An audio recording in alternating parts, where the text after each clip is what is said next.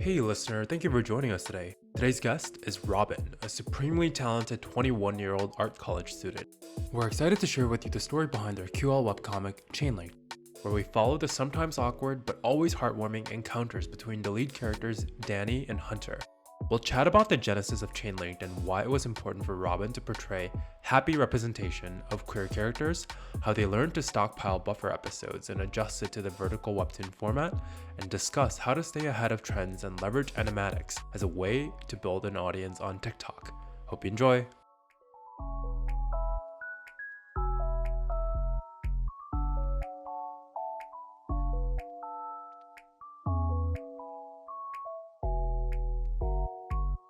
Hey, Robin, welcome to the show.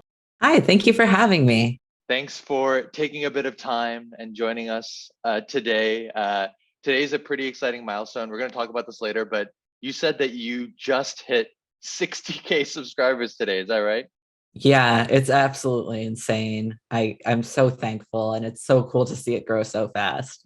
It has been a lot of fun to just see how quickly this webtoon has grown. I love your little interjections of you saying, "Oh my gosh, this thing has hit, 10K, 20K, 50K, now 60K." I want to talk a little bit about your growth, but let's start with a little bit about you. Why don't you tell everyone a little bit about yourself? Yeah, I'm 21. My pronouns are they, them. My name is Robin, if you didn't already know. I'm an art college student. I'm queer, agender, neurodivergent, and I just love creating comics. How did you get into creating comics? What were the sorts of things that you would like read or watch when you were younger that you think led to you creating your own comics? Definitely what got me into like art in general was like watching Adventure Time when I was a kid. I loved how like colorful it was and how fun it was. And it was just so nice to come home at the end of the day and just watch it every single week. And definitely what got me into more of the comic side of art things was I had a class in high school called visual literacy, which Hmm. the teacher had to call it that to get it past the school board because it was really just comic book class. So, and it got passed as an English elective, which I think was really cool. So basically, we did like, we would read comics and like graphic novels. And then at the end, we got to like make our own comic. And funny enough, Hmm. that's actually where I got Hunter and Danny as characters, although the story was very different back then. So, what was the story like when you started this in high school? Yeah, it was like an action comic, and it Uh, was like some sort of like conspiracy was going on. It was very vague because I didn't know how to write back then. It was very more of an action comedy, like an comic, and so it's hmm. interesting how much it's changed. And I do want to pick your brain a little bit about how the story involved. But before we get to that, how did you develop your art style? I'm always impressed at people who can, they've been drawing their whole life, but then they put something out that feels really, really professional and polished. And I love what you've done with your art style. It feels very, very unique as well. What was the process that you went through to develop your own art style? Yeah, so there's some artists that like they'll go out of their way to like, try and find their art style, but I kind of just like I never really specifically went looking for an art Mm. style. I just kind of like picked up things here and there from things that I liked. And then at some point it became so much of a mishmash that it's just so like no one can tell where it came from. I've gotten the comment of like that it's so unique and like never seen before. And I'm like, it's just like me mixed with all of the stuff that I love. So like definitely drawing a lot of fan art as like a kid and getting into like anime and like stuff like that, like drawing with YouTubers that did art videos. Like I've just picked it up from so many different places. So you talked about Adventure Time earlier and how that was a big source of inspiration. Are there other shows or comics that come to mind when you think of these are things that I really enjoyed when I was younger? Yeah, absolutely. I think Adventure Time was definitely the biggest one. I loved all of the Cartoon Network shows. Regular Show was another one that I really enjoyed. And then I definitely, as I got older, figured out that anime exists. And then I was like, oh my God, this is a whole media genre that I've never consumed before. And so I really got into like Haikyuu, and I definitely, of course, Yuri on Ice is a huge inspiration for me because that's like, it was the first like media that I saw that was like, this is like queer and we're not going to apologize for it and it's fun. Hmm. So tell us a little bit how you came up with Danny and Hunter as two characters. Yeah, well, I definitely, at first it was that I had a project and I kind of had to force myself to make some Yeah. characters to fill it. But after that, like building them into the characters that they are today, it was like I would just go over and like keep redrawing them kind of like every so often until like I started to do TikTok videos. And I started to do animatics with some of my original characters and like using certain audios to like, indicate certain things that would happen to these characters or certain personality traits that they had. And slowly, like, the characters became like these personalities that like through those animatics of just slowly piling on little things that would happen to them or were part of them. And then I was like, well, now they're full characters and I need to make a webcomic about it. So you mentioned that this was an action comic first. What made you develop the story into a romance instead? I think it was definitely that when I first started doing it, again, it was an assigned project. So I was like, well, I'm not going to make it a romance because I don't know who my teacher is at this point. I don't know if they're Hmm. like, a teacher who's going to be okay with queer romance. Hmm. Thankfully, today I know that they are. They're actually going to have me back to talk to their class about how to make webtoons and stuff like that in That's the so fall, which cool. is really cool. Yeah, so but at the time I was like, oh, I don't know if I can go full romance. So I kind of like themed it with action and kind of like put in some elements of, subtle romance here and there. But then, as I got to make it my own, I was like, yeah, I'm going to make it a romance. This is fully what it's going to be. Hmm. And for Danny and Hunter, as well as the rest of the cast, how did you get your characters to feel so real? Did you pull from experiences and other people that you knew?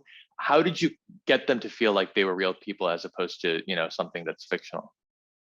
Yeah, absolutely. Like I definitely pull a lot from like my experiences and people around me. Like a lot of the time, like my mom will like say like, oh, is this character supposed to be based off of this family member? And I'm like, yeah, loosely, like like the character that we see in like the first like not the pilot episode, but the first actual episode, Miss Caruso, is actually based off of my grandma. Because it was like, she's running like an Italian cookie shop, and my grandma's like an Italian old lady, and I was like, yeah, let's put her in there. So that was fun. And definitely like parts of like Hunter and Danny are very much like just parts of my experience because when you're writing, you've got to like know what the characters are going through, how they're feeling, and it's more realistic when you tie it to your own experiences. You mentioned earlier, I didn't know who my teacher was. I didn't know if I should write a queer romance comic. Did you have any thoughts or like hesitations, to be perfectly honest, before you put this out on Webtoon? Because I mean, like you didn't know how it was going to be received. Was there some part of that went through your head?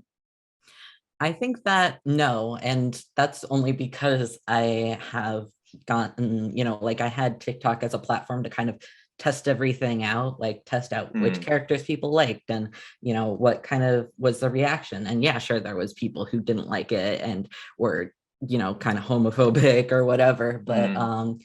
I learned like to kind of just be like, okay, well, that person doesn't like that, and that's fine because I'm not going to listen to them and they don't have to Hmm. read my comic. And in terms of what you wanted your readers to feel, what were the themes or kind of emotions that you wanted people to walk away with as they read your story? Yeah, 100%. I wanted people to have a wholesome story that is just like, there's some conflict in there, but like, silly conflict of like miscommunications or, just little things here and there, no like fighting or trauma or anything like that. So I just wanted the people to reading it to feel just like warm and fuzzy and welcome. Definitely I want people to feel seen and heard, like, you know, a lot of representation in there. But mostly I just want someone to have like something to come home at the end of the day and just kind of escape into and just like enjoy like a happy moment, especially because like there's so much representation for queer people and neurodiverse people and people of color in the media, but there's very little happy representations of it. There's a lot of representations where it's like, you know, people who are dealing with homophobia and racism, and although that's really important so that people get that out there and so it's heard and seen, it's also important to have those people who are diverse see themselves in just like a happy narrative, because sometimes like, you know I felt it myself where like I don't see myself in any of these characters on the TV, or I don't see myself in like the older generations, and it's like, am I going to like be happy? Is there going to be some sort of hope for me to be happy and be my true self without like any sort of, you know, like trials and tribulations of all these shows that I've seen where everyone has to come out to their family and then they all hate them and all that stuff. And it's like, sometimes there is a need for that just nice, wholesome content where you can just feel like, yeah, I am safe and I am happy. And there is going to be a day when someone's going to, you know, accept me. And that's great. Your comic has done a great job of making me feel warm and welcome. So at least to one other reader, you can say, yes, it's done what you set out to do. I'd love to talk a little bit about your process. So, I mean, you've been uploading this webcomic fairly regularly. So what's your process? It seems like, you know, every 2 weeks you're putting a new episode out. You know, what's your craft? How do you actually go from idea to, okay, like here's the webcomic out in its full form? Yeah, so I usually what I do is I open up the notes app on my phone and I just start writing whatever I think should come next. Thankfully, I have not dealt with much writer's block, and I'm Mm. kind of writing it as it goes. So every week that I put something, every 2 weeks that I put something out, then I immediately start writing the next episode, because I was kind of an idiot and didn't put out buffer episodes. I didn't know that those were a thing that you could do. But now that I do, I kind of regret that, but keep that for later. So I start writing it, and then I start going into the sketching phase. I'll just like start sketching out the panels. I use Procreate for that. I just, you know, go at it, do whatever I need to do for that. I'll put in like the lettering and you know, the speech bubbles in while I'm doing the sketching, so I can figure out like where they are in position to everything else, so I'm not like running out of room later on. And then, you know, I do the line art, and then I move to Clip Studio Paint to do the coloring and the lettering, because it's a lot faster in Clip Studio Paint. And I'm Mm. trying to move over to Clip Studio Paint as an entirety because everyone says it's so much faster, and there's so many things that make it so good for webcomics specifically, that like it's almost like idiotic not to, but I'm so used to doing Procreate because that's what I've, you know, gotten used to. So I'm slowly switching over. Through this process, what's the thing that you sort of enjoy and that takes the least amount of time versus the thing that just takes a little bit longer and might be something that, you know, maybe isn't as fun to do? I love doing the coloring. It's so much faster than everything else in the process. Um, and it's the point where like everything starts to come together. And I think that's where it's like, oh my God, this is a real thing that I made out of nothing. And it's so cool to see that happen. My least favorite part is line art. I hate line art so much. I definitely, if I do another comic anytime soon, I'm going to just decide that I'm going to make the style more loose and sketchy so that I can really just use cleaned up sketches as the line art, because I really regret doing clean line art because Mm. it takes a lot of time and it's very tedious. It's not even fun. It's just like, oh, I'm just going over the same lines that I did for the sketch, especially because I sketch pretty clean too. And in terms of story and planning out the webtoon, How far in advance have you thought through things, or do you tend to take things more week by week? It's a little bit mixture of both. I have like general plot points that I want to get to, general arcs that I have in mind. But as far as writing the actual dialogue or figuring out like, what comes in between these plot points, that is week by week. Hmm. And how long did it take for you to come up with the general plot line before you started making the webtoon? I mean, it wasn't really like, I guess it was just generally like throughout the process of creating the characters and figuring out like what makes them them and like what kind of arc do I want them to go through. So I'd say probably just as long as I've had the characters, I've been, Hmm. thinking about like, well, what kind of scenarios can I put these characters in? What makes them, what kind of relationship do they have with each other? What kind of moments do they share together? And stuff like that. In terms of your biggest learnings, what do you think the biggest thing has been that you've learned since you started this comic earlier this year? Definitely, for God's sake, add those buffer episodes. I'm definitely, when I get the chance, when there's a break in the story, I'm taking like a little hiatus and just stockpiling episodes. But other than that, like definitely just working with how the Webtoon format works. I feel like that's been my biggest like learning curve, just because at first I didn't really, I mean, honestly, before I started doing my webtoon, I read very little webtoons. And so Hmm. I was very unfamiliar with how the format works. And so I was kind of just treating it like a regular comics format, honestly. Like you can see like in the earlier episodes that I was cramming in like 4 or 5 panels per scroll. And I was like, I had no idea that that was like an issue, or like Hmm.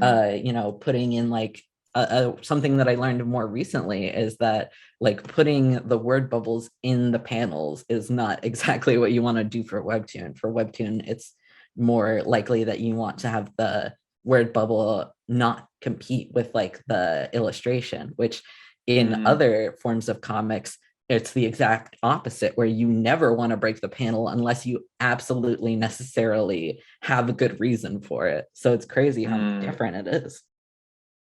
And I think you have a bit of a perfectionist streak in you, because if I remember reading correctly, you went back and redid a few early episodes. Yeah, I edited one of my episodes, added a couple of panels, and then one of them I completely redid. Not only because I felt like that it was a good idea to do, but also because I've fortunately through my school had some reviews with a webtoon editor named Aria Villafranca, and she Hmm. works for Webtoon Originals. She works with some Webtoon Originals creators as their editor. And so she gave me some tips on like formatting and things that I should do to up my webtoon game. That's And one awesome. of those things, yeah. And so like formatting was like kind of the biggest thing that I had to work through. And most of that was just like reading other webtoons and studying how they did it.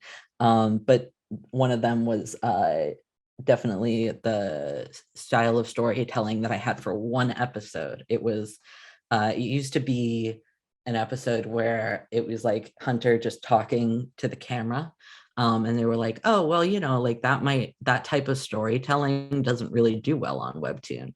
And I was like, I had been, introduced to that format in terms of like Yuri on Ice is like one of my biggest, inspirations. And that like they do a ton of like breakaways where they talk directly to the camera.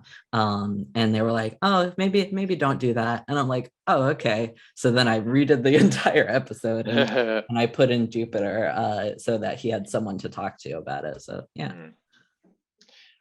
Let's talk a little bit about the growth of your webtoon. You started this at the end of January in 2022. So I think you're approaching a 6 month anniversary. Before we talk about how big it is now, what was your expectation when you put this out into the Webtoon ether? Okay, so when I put this out, I was not expecting much. I was saying like, this is a good portfolio moment. Like I can use this as like, I'll show this to people when they're like, oh, what kind of art do you do? Just like kind of get a bunch of art done and made. And kind of like just get my story out there because I do love my characters so much, and I would do it even if no one was reading it. Like I just love them so much. But I was like, maybe in my wildest dreams at the end of the year, maybe I'll hit 10K. And then here I am, like halfway through the year, and I'm already 6 times that. So that's like insane to me. But it's like great to see the numbers, but really what has like absolutely floored me is like the amount of community that there is around it. Like there's so much people making fan art or doing cosplays, which is so cool, and like so many people connecting with it. And that's what really just like makes it worth it for me. Like I just love that so much, to see like other people care about my characters the same way I care about them, which is a lot. How does that make you feel as a creator when you see, so many people, especially people in the, LGBTQ plus community, that comes around this comic and says, I really feel something when I read this. I love the community that is with this comic. How does that make you feel as a creator?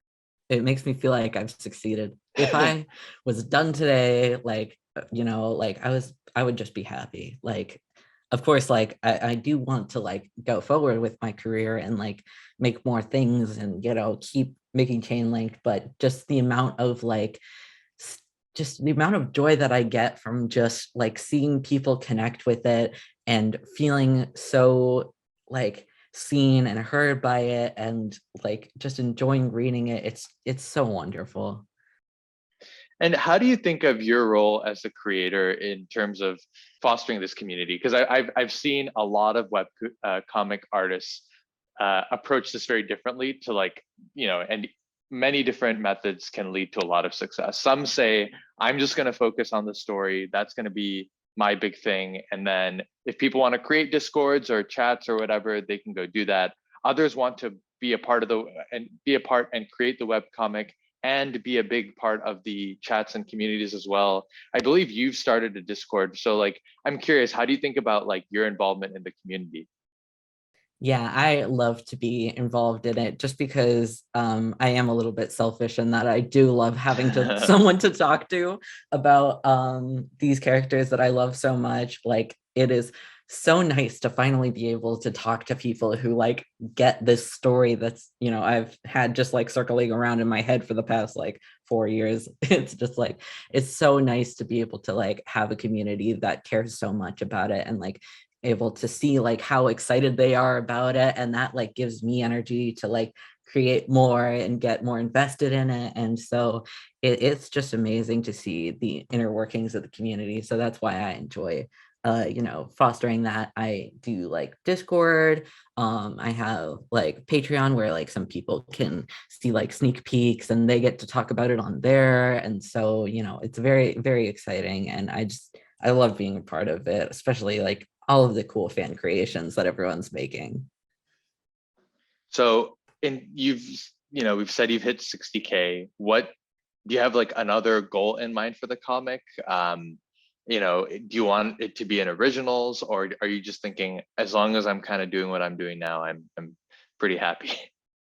Yeah, I think currently, because I'm still in school, I'm currently like next year I'm going to be in the fall, I'm going to be a junior. So like even if I wanted to, I don't have the time to do originals right now. I think it's very possible, just because they have like I have that connection through my school, and they've like said like, we're watching you, and like like, do you want to work for originals in the future? And I'm like, yes please. But Yeah. I think definitely like as of now, and as of like Chainlinked is such like it's my baby. It's my like passion project. And I think like as much as I do, I don't know. It's like I would love to work on originals, but I feel like if I did, I can't do it with Chainlinked, because it's just so precious to me. Like I would, you know, there is a lot of like you have to work fast on originals, and you kind of have to not be so precious with it. And I feel Mm. like I wouldn't be able to do that with Chainlinked. If I do, cool. And like that would be cool. But I think definitely I would want to create a new story if I was going to be creating for originals. I'd love to spend a little time learning a bit more about how you think about supporting yourself. Now, like you said, you're in college, so there's a little bit less pressure. But you've created a Patreon recently. What has that been like in terms of creating a new outlet for superfans to connect with you, as well as creating a way for you to, support yourself from the work you're doing? Yeah, it's definitely been super nice. Like a lot of the community on there is just like so into whatever I'm doing, no matter what it is. And it's so fun to see them get like excited about like new things that I'm putting out. And, it's fun to be able to share like things that I can't share with anyone else. Because it would technically be a spoiler. I can, put it as a sneak peek on there and then I get someone to talk to about it. Yeah. And so it's been super fun in that way, but it's definitely been nice to just have like a little bit of income. Like it's not much. It's, there's only a few Patreon patrons on there, but it is a nice little bit of like pizza money for, whatever. And I think, as I'm in college right now, I'm not, student loans are taking care of most of it. So for now, I'm not looking for, a very big, support. So it's nice to have just a little bit here and there. I know I do some other things to get some extra support in terms of financial stuff. Like I do like a local selling at like a comics expo, and sometimes I open up my Etsy every so often.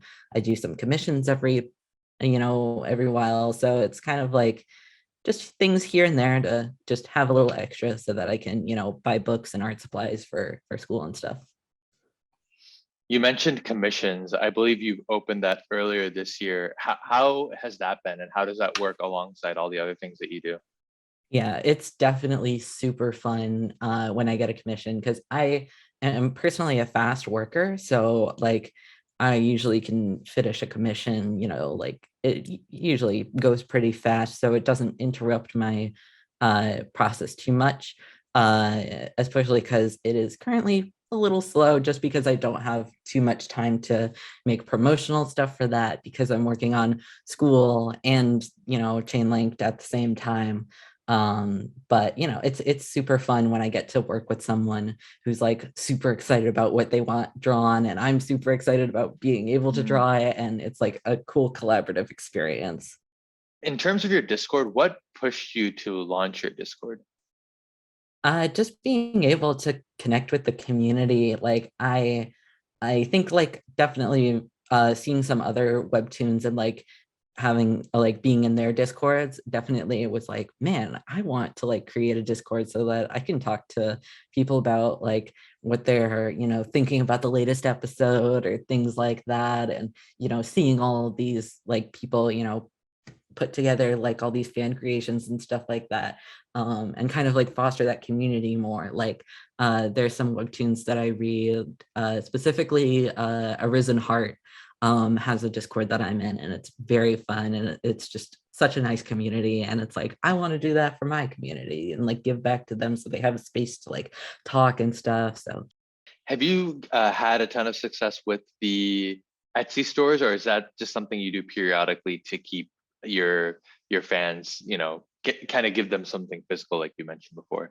I haven't actually opened it since I've done the webtoon stuff, Hmm. because before I had it, because I had an audience on TikTok, and so I was able to like kind of say, hey, like here's some stickers that I made of like, like here's some cute frogs, or here's Mothman as a sticker and stuff like that. So I didn't have much like stuff about like Danny and Hunter, or like, the Chainlinked brand, because it wasn't really a thing yet. And so I'm wondering like, is that like, is there people who are going to be interested in like actually, getting like a print of them or getting, stickers of them? I don't know. We'll see. But yeah, before it was pretty successful. I did that like last year. I had a gap year because of the whole, debacle of, stuff. And so I kind of avoided online classes by taking a gap year. Hmm. And I did just like Etsy and TikTok and stuff like that, to kind of like have something to do while I was like, trapped in my house. And, I was still able to make like, not like a job income, but definitely a decent amount of money. So it was nice. That's awesome. In terms of your future, what do you want to do? Whether it's chain linked, other stories, how do you see things play out for the next 5 years? I definitely, if I can, at some point, I'd love to make Chainlinked into a graphic novel. Like that is my like, you know, absolute like dream, something on my bucket list that I want to do. Hmm. But as far as like going through with Webtoon, I think definitely creating Chainlinked, continuing that probably until the end of college, and then seeing if like either if Webtoon Originals would want to pick up Chainlinked or if they'd be willing to let me create a new story and roll with that. I have some characters that I've been kind of planning for that and Mm, seeing, like, oh, is this going to work? What kind of story do I want to tell? Definitely something similar to Chainlinked queer romance, but, like a different take on it, different characters and stuff like that. So I was like, I'm thinking about it, and just I don't know where my future leads me, but those are some ideas that I have. in terms of future of the webtoon industry itself, is there anything that you want to see? Definitely more diversity in both just subjects of like characters, but also in the genres. There is so many popular webtoons that are, first of all, very whitewashed, and there's so many popular webtoons that are just like the main few genres of like it's like, oh, it's romance, it's comedy, or it's like something that's more actiony or fantasy. Like there's a lot of uh kind of missing uh popularity for those like other types of comics like mystery and horror and thrillers and like historical kinds of things. Like there's all these genres that you see like on like when you search up things on Webtoon, like there's a little thing of like you can search by genre, but like I see so little of that diversity in the very most the ones that they keep promoting. So I'm like, I would love to see like so many the more exploration of those different genres. And I did have one last question on your TikTok. I know different webtoon artists have used TikTok to find an audience, but what has worked well for you on TikTok? Definitely creating animatics, like using audios that are very in the time, Mm, trendy. It's very like TikTok moves very fast, so being on those trends of like you know going as fast as you can to figure out what audio is currently trending or what is about to trend but isn't trending already. It's you got to keep up with that, and definitely doing those animatics of like comedic moments, things that people can relate to. Like comedy and relatability are a lot of things that do well on TikTok, because those are the things that are most shareable. Like people want to share it with their friends because they think it's funny or they think it's relatable. mm. And in terms of advice, would you give any, or what advice rather, would you give to someone that's aspiring to be a webcomic creator? And is there any advice in particular that you would give to a queer creator? Yeah, creating like a comic is such a big project. Thinking about like how you're going to do it, what kind of story you want to tell, who are these characters, and like not only creating like a character and an archetype, but going into that and like learning more about those, like what kind of character you want to create and giving them like weird little quirks and stuff like that, is always fun because you get to learn more about your characters just by giving them little hobbies that you need to learn all about and studying them and stuff like that. It's very fun. And definitely because like the more realistic you make your characters by giving them not only an archetype but things that maybe contradict that archetype, or like little hobbies and little mannerisms that make them different, that's what makes a character feel realistic.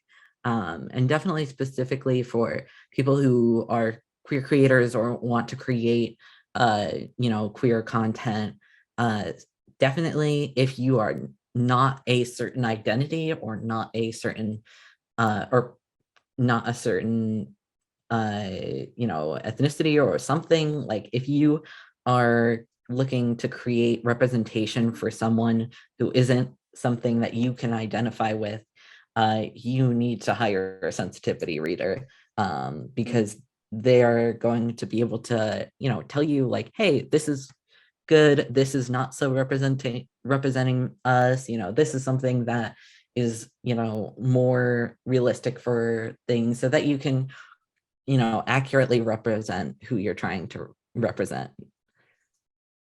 That's amazing. And was it hard for you to find a sensitivity reader? It was at first. I was thinking of like, oh, like I'll try and hire someone. I had to like go through and look through like Twitter and try and reach out to a lot of different people. And it was very hard because a lot of sensitivity readers are specifically for like literature, kind of like words and stuff, and less images and comics. So it's kind of hard to figure out like, oh, what is their rate for a comic page? Because technically Yeah. the comic page only has like 4 words on it, but it's a whole page. And their thing is like, oh, well, I'll read for like this much money for 400 words. And it's like, I'm never going to write 400 words for a comic. So it's kind of like, you have to figure that out. Thankfully, I did find some people who are in my art school or friend groups and stuff like that, who I was able to talk to and kind of like mutually sensitivity read for them.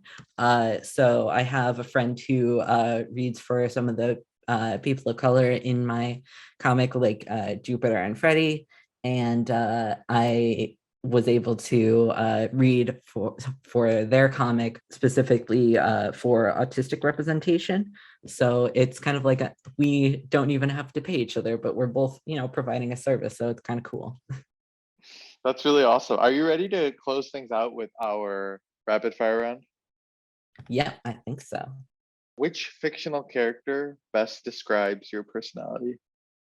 I think definitely if I can choose characters from my comic, Danny and the Hunter are very much big representations of my personality. Definitely more Danny than Hunter, but kind of that. Definitely a couple others is Megamind and Wally.